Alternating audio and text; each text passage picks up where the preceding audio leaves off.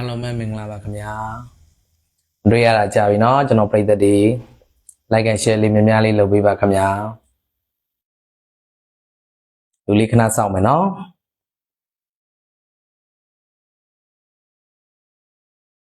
ကျွန်တော်ဘင်ဖီကာနဲ့ချက်စီပွဲကြိုသုံးသက်ချက်ပေါ့เนาะ Club Worker ရဲ့16တင်ရှုံးထွက်ပွဲကြိုသုံးသက်ချက်လေးကျွန်တော်ပွဲဥထွက်လူစင်းနဲ့အတူပြုလုပ်ပေးပါမယ်ခင်ဗျာဒီနေ့မြန်မာစံတော်ချိန်မနက်2 နာရီခွဲမှာကျင်းပမယ်ဘင်ဖီကာနဲ့ချက်စီတင်တို့ရဲ့ပွဲဥထွက်လူစင်းနဲ့ကျွန်တော်ပွဲကြိုသုံးသက်ချက်လေးတစ်ခါတည်းပြုလုပ်ပေးပါမယ်ကျွန်တော်အရင်တုန်းက live တွေမလွှင့်ဖြစ်တာကျွန်တော် emergency ကျွန်တော် personal ကိစ္စလေးတွေကြောင့်ကျွန်တော်ပရိသတ်တွေနဲ့မတွေ့ရတာကြာပြီပေါ့နော်ကျွန်တော်ညီကိုမောင်နှမတွေနဲ့မတွေ့ရတာတော်တော်လေးလည်းကြာသွားပါပြီခင်ဗျာပြန်လဲနောက်ကြရင်ကျွန်တော်ဗီဒီယိုလေးတွေတေချာလေးတင်ပေးသွားပါမယ်တေချာလေးလည်းပြုလုပ်ပေးသွားပါမယ်လို့ကျွန်တော်ညီကိုတွေကိုကျွန်တော်တောင်းဆိုပါရခင်ဗျာကျွန်တော်ရဲ့ဒီ live လေးကို like and share လေးများများလေးလုပ်ပေးပါကျွန်တော် YouTube channel လေးကိုလည်း subscribe လေးလုပ်ပေးပါကျွန်တော် YouTube channel ကဆိုရင်တော့မကြခင်ကျွန်တော် live ဖွင့်လို့တော့ရတော့ပါမယ်เนาะကျွန်တော်နောက်ကြရင်တော့ YouTube မှာကျွန်တော်တို့ဆုံကြမယ်เนาะအခုကျွန်တော်တို့ဒီနေ့ပွဲပေါ့เนาะမြန်မာစံတော်ချိန်မနက်2 နာရီခွဲမှာ American နိုင်ငံမှာကျင်းပမယ် FIFA Club World Cup 2025ရဲ့16တင်ရှုံးထွက်ပေါ့เนาะဒုတိယပွဲစဉ်ဘင်ဖီကာနဲ့ချက်စီတင်တို့ရဲ့ပွဲဥထွက်လူစင်းနဲ့ပွဲကြိုသုံးသက်ချက်လေးကျွန်တော်တစ်ခါတည်းလုပ်ပြီးသွားပါမယ်ခင်ဗျာကျွန်တော်ဒီဗီဒီယိုလေးကို like and share လေးများများလေးပြုလုပ်ပေးပါ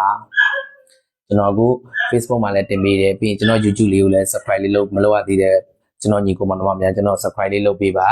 ကျွန်တော် Facebook မှာလည်းကြည့်ရှုအားပေးခြင်းဖြစ်ကူညီပေးပါ YouTube မှာလည်းကျွန်တော်ကိုကြည့်ရှုအားပေးပါခင်ဗျာကျွန်တော် Telegram link နေပါနောက်ကြရင်ချပေးခဲ့ပါမယ်အဲ့မှာလေးလည်းကျွန်တော် link လေးဒီမှာကျွန်တော်ဝင်ပြီးအားပေးပါလို့ကျွန်တော်တောင်းဆိုပါတယ်ကျွန်တော်ပရိသတ်တွေကျွန်တော်ကိုဝင်ရပေးပါခင်ဗျာနောက်ရှေ့အခုသတင်းတွေလည်းထိုးပါတယ်เนาะကျွန်တော်ဒီကိုမောင်နှမတွေလည်းသိရှိပြီးသွားပါပြီเนาะချက်စီသင်ကတော့ဒီနေ့ဒေါ်မွန်တောင်မန်တိုက်စစ်ကစားမှာဂစ်ချန်ကိုဟီဝီကိုသွားပါပြီเนาะကြောင်ရွှေကြီးဘာညာလဲကျွန်တော်ညီကိုမောင်နှမတွေအကုန်လုံးသိရှိပြီးသွားပါပြီဟီဝီကိုသွားပြီကျွန်တော်တို့တောင်မန်ချက်စီတဲ့တကယ်လိုအပ်တယ်ပေါ့เนาะလိုအပ်တဲ့အချိန်မှာဒေါ်မွန်ရဲ့အသက်လူငယ်ကစားသမားတောင်မန်တိုက်စစ်ဂစ်တန်ကချက်စီတဲ့ကိုရောက်ရှိလာပါပြီเนาะဒီနေ့မှာပဲသူတို့စစ်မှုခံယူသွားမယ်လို့ကြားသိရပါတယ်ခင်ဗျာဟုတ်ကဲ့ကျွန်တော်များများလေး share ပေးကြပါเนาะ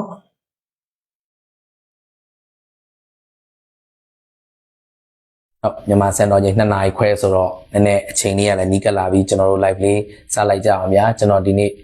ရောက်မှတော့ကျွန်တော်မတွေ့သေးဘူး like and share လေးများများလေးလုပ်ပေးပါเนาะဒီကျွန်တော်ကစ်တန်အကြောင်းပြောရရင်ဒါကျွန်တော်တို့ရဲ့ Chelsea ကစားသမားဟောင်းလေးပေါ့เนาะ2017အသက်9 နှစ်အရွယ်မှာ Chelsea Academy မှာလာကစားဖို့ပါတယ်ပြီးတော့သူက Reading Club ကိုပြောင်းရွှေ့သွားတယ်လို့သိရတယ်เนาะအိုက်ကတန်ကကျွန်တော်တို့ Man City Academy ထွက်လဲဖြစ်ပါတယ်เนาะ Chelsea ရဲ့ဒီရဲ့ဒုတိယမြောက်ခေါ်ယူမှုပေါ့เนาะဒီလက်ပြီးဒုတိယမြောက်ပြောင်းရွှေ့ကြီးကတော့ပေါင်55 သန်းပတ်ဝန်းကျင်လောက်တော့ဖြစ်မယ်ခင်ဗျနော် like and share လေးများများလေးပြုလုပ်ပေးပါเนาะကျွန်တော်ဒီဗီဒီယိုလေးကိုကျွန်တော် Benfica အသင်းတွေကလည်းတကယ်အကျိတ်နယ်တွေရှိခဲ့တဲ့အသင်းတွေပေါ့เนาะဒီနှစ်သင်းကလည်းအခု Club World Cup ကတော့အခုရှုံးထွက်16သင်းကနေစပြီးပရိသတ်တွေကျွန်တော်ညီကိုမောင်နှမတွေစိတ်ဝင်စားတော့မှာပါเนาะဒီအခုလဲတကယ်လဲကြည့်လို့ကောင်းတဲ့ပွဲတင်တွေကိုရောက်ရှိလာတော့မှာပါเนาะရောက်ရှိလာတော့မှာပါခင်ဗျာဒီပွဲတွေကအဖြစ်ကျွန်တော်တို့မြန်မာအမေရိကန်နိုင်ငံဖြစ်တဲ့အတွက်ကျွန်တော်စောပိုင်းလေးတွေထင်တာစောပိုင်းပွဲတွေရှိသလိုနောက်ကျမှပွဲတွေလည်းရှိရเนาะကျွန်တော်ပရိသတ်တွေကျွန်တော်နဲ့တူတူလာ join ပေးဖို့ကျွန်တော်မေတ္တာရက်ခံပါပါတယ်ခင်ဗျာဟုတ်ကဲ့ကျွန်တော်ခဏနေတော့စလိုက်ကြတော့မယ်เนาะဒီကျွန်တော်တို့ Portuguese Club Benfica အသင်းက Chelsea နဲ့အင်္ဂလန် Club Chelsea အသင်းနဲ့ကတော့ပြိုင်ဘက်တွေပါ Chelsea အသင်းကဒီ Benfica နဲ့3 ကြိမ်တွေ့ရှိထားတာမှာ3 ကြိမ်စလုံးအနိုင်ကစားထားတာကိုတွေ့ရှိရပါတယ်ခင်ဗျာဒီအချိန်မှာ4 ကြိမ်မြောက်မှာတော့ Chelsea အသင်းက Benfica ကိုနိုင်ရရှိသွားမလားဒါမှမဟုတ် Benfica အသင်းက Chelsea အသင်းကိုနိုင်ရရှိသွားမလားဆိုတာမြန်မာစံတော်ချိန်မနက်2 နာရီခွဲမှာကစားသွားမှာဖြစ်ပါတယ်ဒီပွဲကရှုံးထွက်ဖြစ်တဲ့အတွက်မိနစ်60အတွင်းတည်ကြရင်ပယ်နယ်တီထိသွားမယ်ပယ်နယ်တီမိနစ်60အတွင်းတည်ကြရင်မိနစ်အချိန်ပို30ကန်မယ်တကန်ပြီးသွားရင်ကျွန်တော်တို့ နိုင်ရှုံးမပေါ်သေးရင်တော့ကျွန်တော်တို့ penalty ထိရောက်ရှိသွားမှာပေါ့နော် penalty ထိရောက်ရှိသွားရင်တော့နှစ်ဖက်အသင်းကအနိုင်ရရှိခြင်း50ရာခိုင်နှုန်းကိုအသင်းကိုကြက်ကကြမှာကိုဖန်တီးခွင့်ရရှိသွားမှာဖြစ်ပါတယ်ကျွန်တော်အထင်တော့ဒီနေ့ပွဲရတော့တကယ်လေးအချိန်ငယ်ရှိမဲ့ပွဲပေါ့နော်2025 FIBA Club World Cup ရဲ့16သင်းရှုံးထွက်ရဲ့17ရောက်သင်းရှုံးထွက်အဆင့်ဒုတိယပွဲစဉ် Chelsea အသင်းနဲ့ Benfica အသင်းတို့ရဲ့နိုင်ပွဲထက်လိုင်းနဲ့လေးတွေကျွန်တော်တို့သုံးသပ်ကြည့်အောင်ခင်ဗျာဟုတ်ကဲ့ Chelsea အသင်းကိုအရင်ကျွန်တော်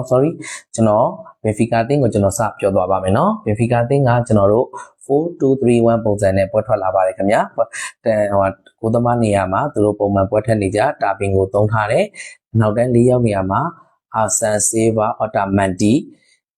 ဒါဟိန်းကိုသုံးထားပါတယ်အော်တာမန်တီကပရီးမီးယားလိအတွေ့အကြုံရှိမန်စီးတီးကစားသမားဟောင်းပါပရီးမီးယားလိမှာဘယ်လိုကန်ခဲ့လဲဆိုတာလည်းကျွန်တော်တို့ညီကိုမောင်နှမတွေသိပါတယ်အော်တာမန်တီစိတ်သက်ပိုင်းကောင်းတယ်ပြတ်ထုတ်ကြမ်းကြမ်းတမ်းနဲ့ကစားတဲ့ကစားသမားပါဒီလေးထားပြရမယ်ချက်စီးသိကစားသမားတွေပေါ့နော်အလဲတဲ့နှစ်ယောက်ကတော့လူးဝစ်နဲ့ဘရာရီယိုကိုသုံးထားပါတယ်ဒီလဲတဲ့နှစ်ယောက်ကလည်းတကယ်မမထန်ထန်ကစားတဲ့ကစားသမားတွေပါဗျာသူရှိမှာတော့ကျွန်တော်တို့ဒီ FIBA Club World Cup ရဲ့တကယ်ကိုကောင်းတဲ့ performance တွေပြထားတဲ့အန်ဂယ်ဒီမာရီယာကိုသုံးထားတဲ့ဒီမာရီယာခုတ်ခတ်ရှိုက်တာဒရစ်နဲ့တိုက်စစ်မှုမှာPalliative ကိုသုံးထားပါတယ်နော်ဒီတိုက်စစ်မှုနဲ့ဒီလက်ရှိအချိန်မှာတော့တော်တော်လေးကိုပေါ့နော် Benfica အသင်းမှာဒီသုံးပွဲကစားတဲ့မှာတကိုးအသင်းတကိုးအဆင့်လုပ်ပေးထားတာတောက်ကြည့်ရမယ်တိုက်စစ်မှုပါနော်ဒီ4-2-3-1 ပုံစံနဲ့ပွဲထွက်လာပြီးတော့ Chelsea ကိုရင်ဆိုင်ကစားသွားမှာဖြစ်ပါတယ်ဒီကစားသမားတာဆိုရင်တော့သူပြီးခဲ့တဲ့အုပ်စုပွဲတွေမှာထွက်လာတဲ့ကစားသမားအများစုနဲ့ပဲပွဲထွက်လာတာပေါ့နော်ဒီနေ့ကျွန်တော်တို့ Chelsea အသင်းရဆိုရင်ကိုသမားနေရာမှာအပြောင်းလဲစလုပ်ထားပါတယ်ပြီးခဲ့တဲ့ပွဲရှုံးထွက်အဆင့်မှာကျွန်တော်တို့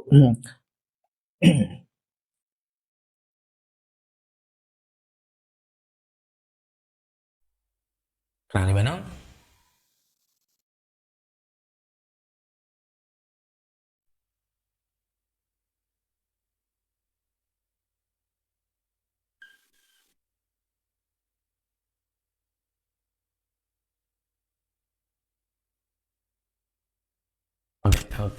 4-2-3-1 နဲ့ပဲကျွန်တော်တို့ Chelsea တင်က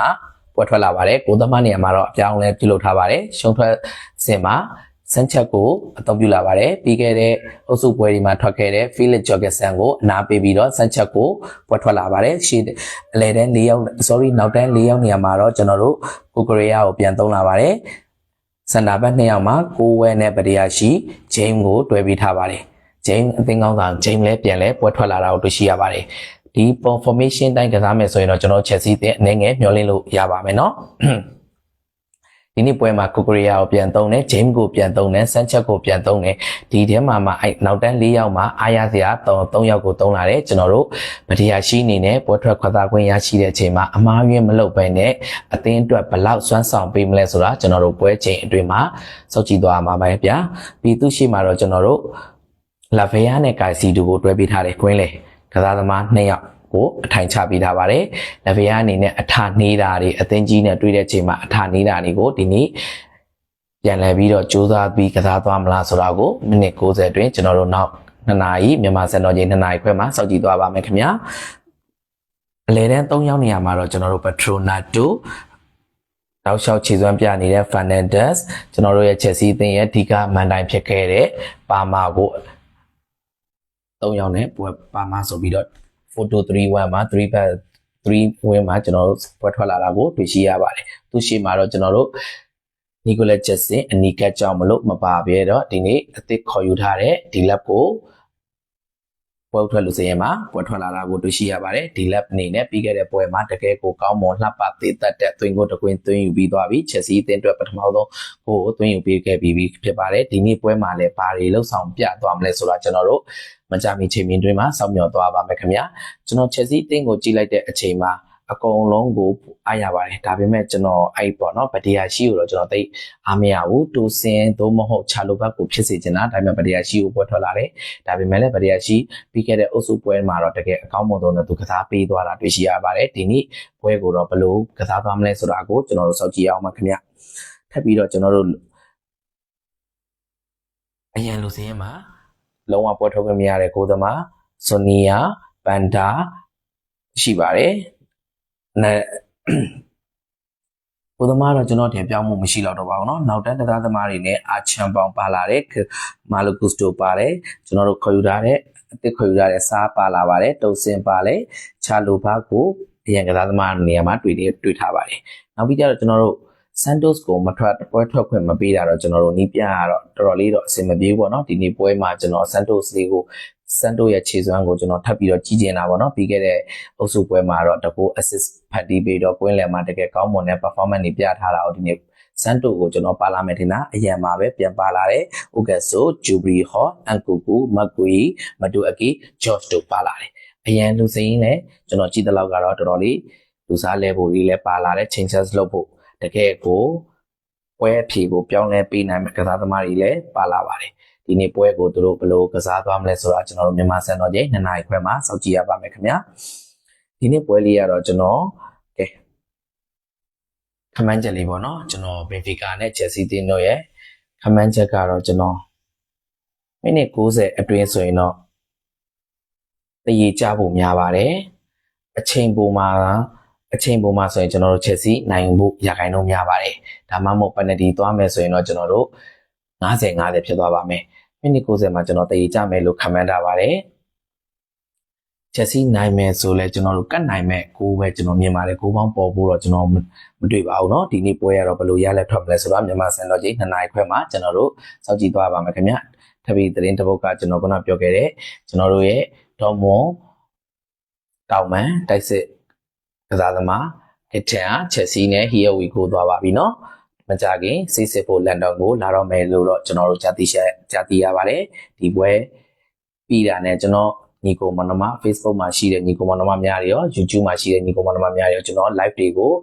ခက်စိတ်လေးကျွန်တော်မှတ်ပေးသွားဖို့ကျွန်တော်စူးစမ်းပါမယ်ကျွန်တော်မှဒီကြားထဲမှာကိစ္စလေးတွေရှိတာနဲ့ကျွန်တော်လည်းမအားတာနဲ့ live တွေသတင်းတွေကျွန်တော်မတင်ဖြစ်တာဗျာဒါကျွန်တော်ရဲ့Facebook channel YouTube channel လေးကိုကျွန်တော်ကို subscribe မလုပ်ရသေး like and share လေးမလုပ်ရသေး like and share လေး subscribe လေးလုပ်ပေးပါလို့ကျွန်တော်တောင်းဆိုပါတယ်နောက်ဗီဒီယိုလေးမှာလည်းပြန်လည်ဆုံတွေ့ကြပါမယ်ခင်ဗျာအားလုံးကိုကျေးဇူးတင်ပါတယ်ခင်ဗျာ